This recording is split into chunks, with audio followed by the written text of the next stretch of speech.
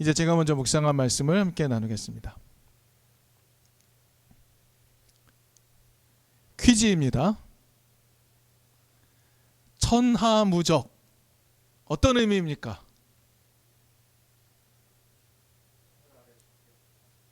왜 적이 없죠? 최강이어서. 천하무적, 천하에 대적할 상대가 없다. 너무 강해서 겨룰 만한 적수가 없다. 이런 의미로 사용이 되죠. 그렇기에 천하무적이 되려면 어떻게 해야 됩니까? 상대를 압도할 만한 힘을 길러야 한다. 이러한 이야기가 우리의 삶에 가득합니다. 러시아 이야기를 잠깐 해보려고 합니다. 러시아는요 9월에 새로운 학기가 시작이 된다고 하죠. 우리는 창여기를 통해 몇 가지 정보를 알고 있습니다. 근데 작년 새 학년이 시작된 날, 즉 러시아와 우크라이나 사이의 전쟁, 그것을 1년 반 넘게 치르고 있는 중에 러시아의 푸틴 대통령이요 공개 수업 행사라는 곳에 참가를 해서 학생들에게 이런 말을 했다고 합니다. 우리는 절대 무적이었고 지금도 그렇습니다. 이런 이야기를 했다고 해요.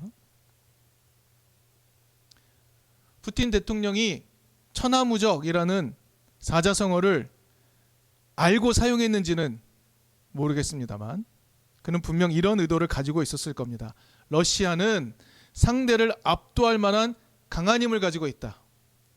그렇기에 서구의 어떤 나라도 우리의 적이 될 수 없다.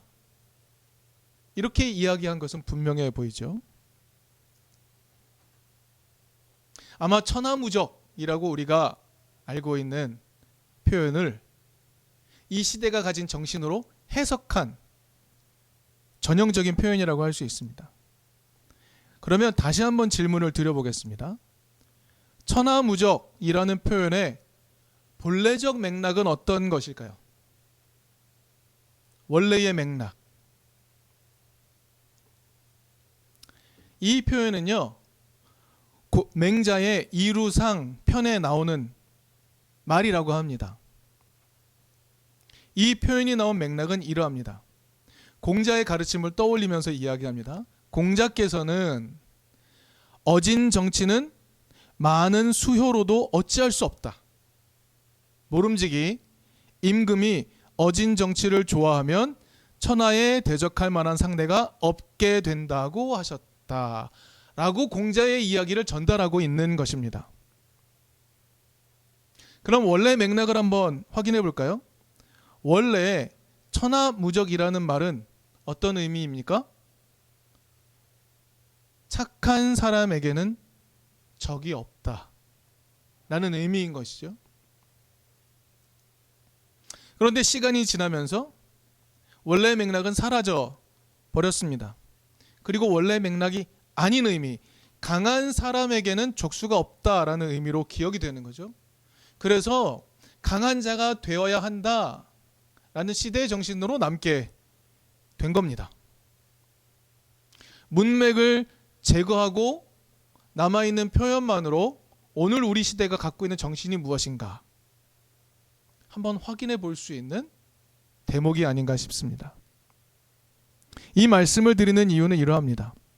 어떤 글이든 어떤 표현이든 맥락이 사라진 상태에서 그 글의 원래 의미, 진정한 의미를 발견하는 것은 불가능하거나 어렵다. 매우 어렵다라는 것입니다. 공자는 그리고 맹자는 강한 사람이 아니라 착한 사람에게 적이 없다라고 했죠. 그런데 오늘 우리는 이것을 어떻게 받아들였습니까? 적이 존재할 수 없는 강한 사람이 되어야 한다. 이것을 시대의 정신으로 삼고 있는 것이죠. 맥락을 헤아리지 않고 한 부분만 인용하게 되면 원래의 의미와 정반대의 뜻을 갖게 될 수도 있다라는 것입니다. 그리고 성경을 읽을 때도 마찬가지입니다. 맥락을 버린 채 부분만 이용하는 것, 그리고 맥락을 모른 채 읽어가는 것, 그것은 성경의 원뜻을 오해하게 만들 수도 있습니다. 오늘 본문이 속한 잠언이 바로 그렇습니다. 잠언을요, 히브리 성경으로 이렇게 표현합니다. 미슐레이 이렇게 부르기도 하죠. 히브리 성경으로서 잠언을 부를 때 미슐레이라고 부릅니다. 이 말에는요, 비유라는 뜻도 있고 영어 번역이 그렇듯이 속담이라는 의미도 가지고 있습니다. 그런데 동아시아권의 나라 중국, 한국, 일본은 이 말을 잠언이라고 번역했습니다. 잠언. 근데 이 말의 의미는 뭐냐면요, 바늘로 찌르는 말씀이라는 뜻이죠. 잠언은 어떤 것이냐면 누군가를 깨닫도록 하기 위해 주는 날카로운 말씀이라는 의미를 담고 있습니다. 그렇다면 이 날카로운 말씀을 듣는 사람은 누군가요?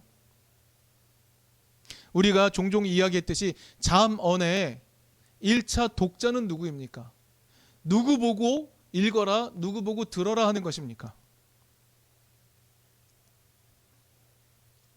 오늘 본문 32절에도 등장하고요, 잠언의 내내 등장합니다.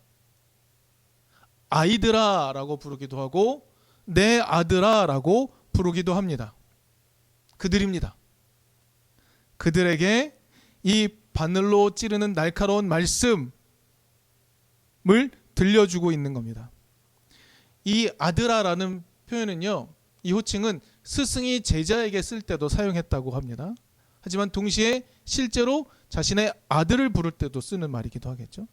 그런데 중요한 것, 여기서 아이들아, 내 아들아, 이들은요, 보편적인 평균적인 가정의 아들이 아닙니다. 왜냐하면 잠언은요, 왕자들이나 귀족의 자제들을 교육하기 위해 쓴 글이기 때문입니다. 잠언의 1차 독자는 왕자나 귀족의 자제들이었습니다. 무언가 성공을 이룬 집안, 통치력을 행사해야 하는 그 집안의 아들들을 깨닫도록 하기 위해 주어지는 날카로운 말씀인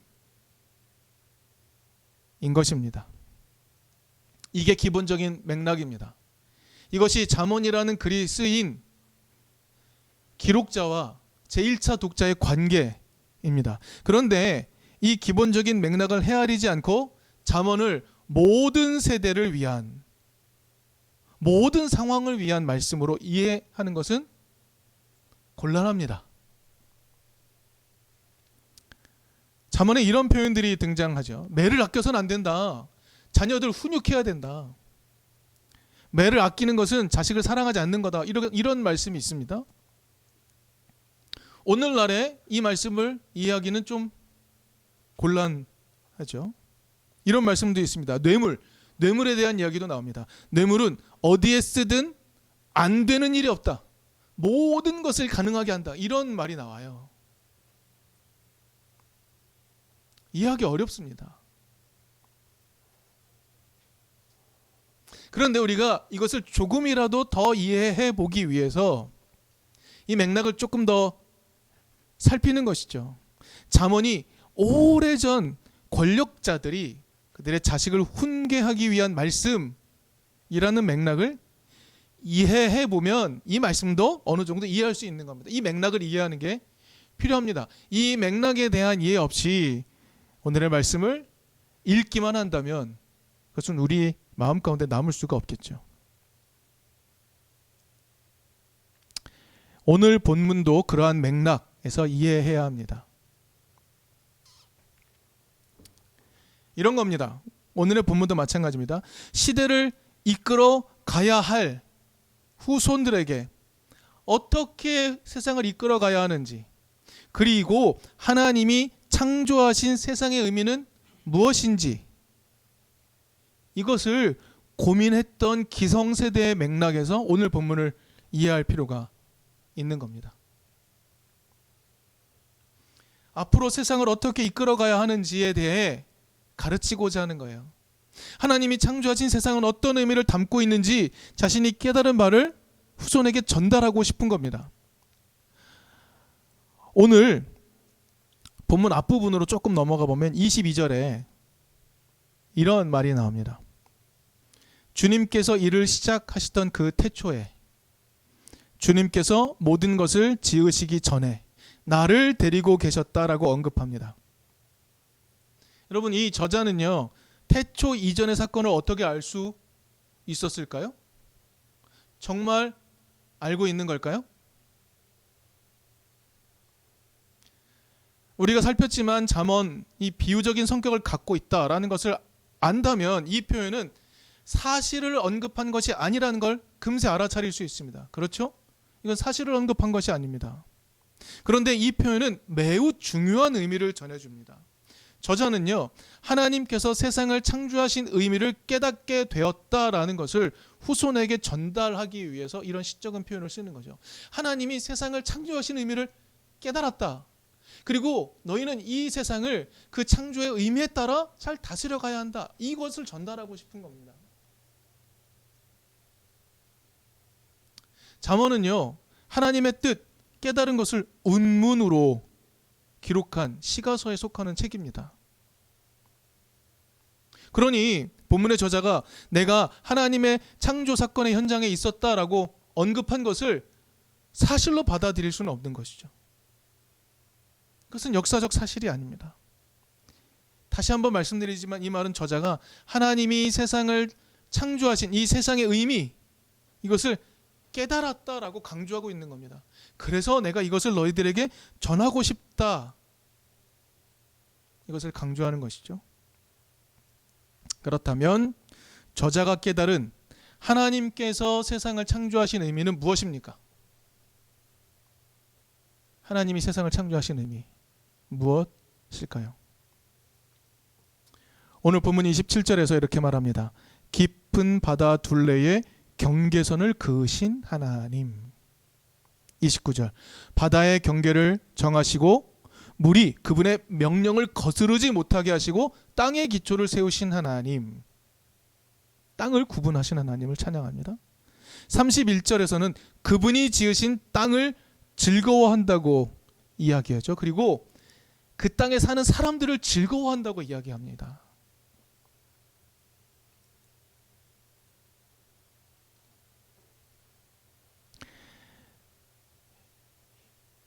이 비유는요, 성경 곳곳에 등장합니다. 이 깨달음은 시편 104편 9절 이렇게 노래합니다. 주께서 물의 경계를 정하여 넘치지 못하게 하시며 다시 돌아와 땅을 덮지 못하게 하셨나이다. 왜 이런 노래를 할까요? 토라인 창세기 1장 9절 10절 우리가 금세 떠올릴 수 있었던 창조의 시간을 기술하고 있는 이 장면에서 이렇게 말합니다. 하나님께서 이르시되 천하의 물이 한 곳으로 모이고 묻이 드러나라 하시니 그대로 되니라. 하나님이 묻을 땅이라 부르시고 모인 물을 바다라 부르시니 하나님 보시기에 좋았다라고 말합니다. 하나님이 땅을 구분하여 내시고는 좋았다라고 말씀하세요. 땅은 어떤 곳입니까? 사람이 살 수 있는 공간입니다. 그리고 하나님은 물이 땅을 덮지 못하게 하셨습니다. 이게 야훼 하나님의 명령입니다. 사람이 살아갈 수 있는 땅을 마련하는 것, 이것이 세상을 창조하실 때 하나님의 의지인 것을 저자는 깨달은 겁니다. 사람은 누구라도 자신이 살아갈 땅을 가지고 있어야 한다라는 것을 깨달은 거죠. 이게 창조의 의미임을 깨달은 겁니다. 그래서 역시 토라인 신명기 27장 17절은 이런 말하죠. 모세는 백성에게 이렇게 말하는 겁니다. 이웃의 땅 경계석을 옮기는 자는 저주를 받는다 라고 하면 모두 아멘 하십시오 라고 말합니다. 네, 그렇습니다. 알겠습니다.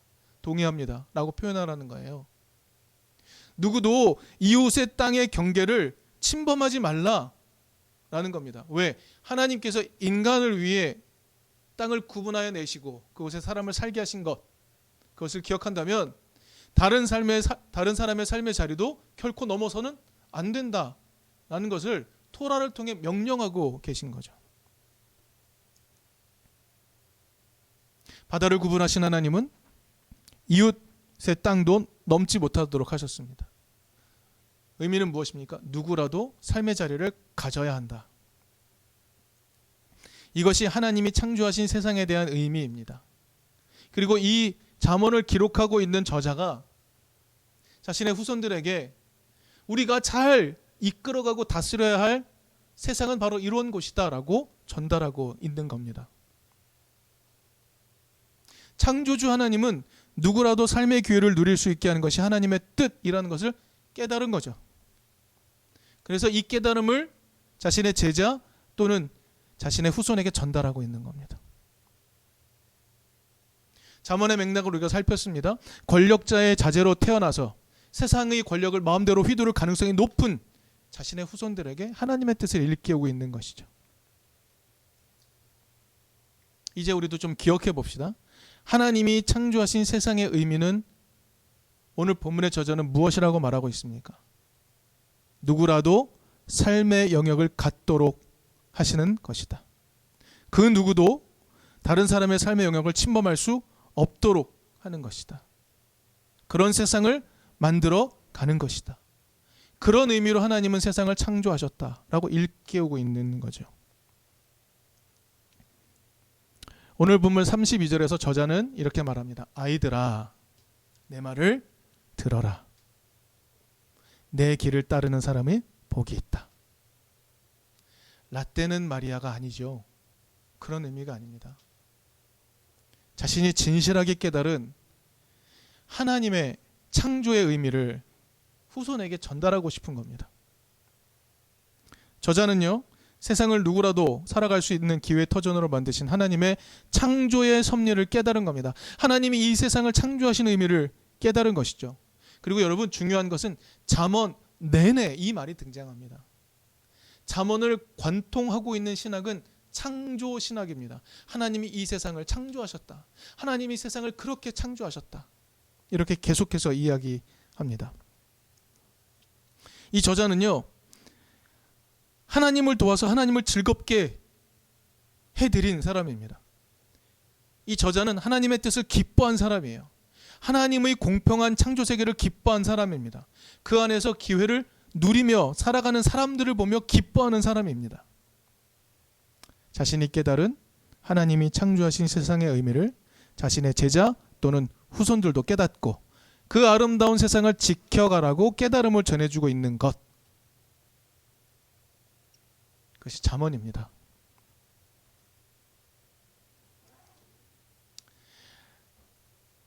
잠언은요, 단순한 지혜를 전달하는 책이라고 할 수 없습니다.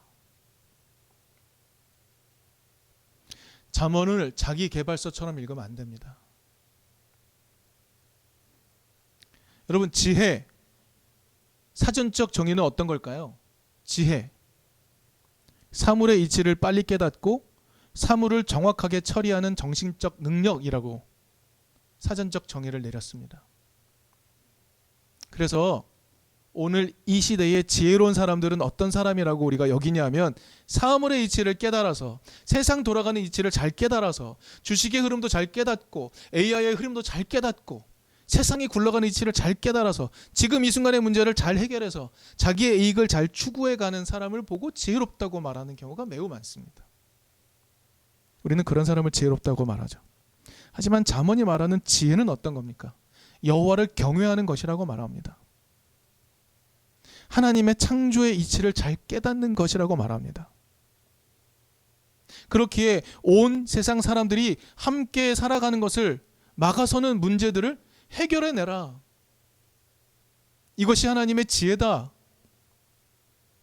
잠언이 말하는 지혜는 바로 이것입니다. 잠언이 말하는 여호와 하나님을 경외하는 것이 바로 이것입니다. 이것이 지혜의 시작입니다. 말씀드렸지만 오늘 본문은요, 잠언이 가장 중요하게 여기는 신학이 무엇인지 보여줍니다. 바로 창조주 하나님, 세상을 창조하시되 어떻게 창조하셨는가? 물로부터 구분하여 사람들이 살 수 있게 하신 것처럼 그리고 토라를 통하여 이웃의 경계를 넘어서지 말고 자신의 삶의 영역을 갖추고 모두를 살 수 있게 하라고 하신 것처럼 창조하여서 함께 살아가는 방법이 무엇인지에 가르쳐 주신 것, 그 신학, 잠언이 가장 중요하게 여기는 신학입니다. 그리고 그것을 지혜라고 말하죠. 잠언이 말하는 지혜는 결코 처세술이 아닙니다.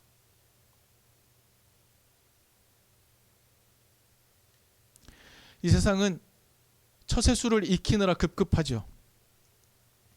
능력을 갖추어야 된다고 말하고 사람을 잘 대해야 된다고 말하고 이렇게 하라 저렇게 하라 가르쳐 줍니다. 지금도 자기계발서와 처세술 관련 책들은 어렵지 않게 베스트셀러가 됩니다.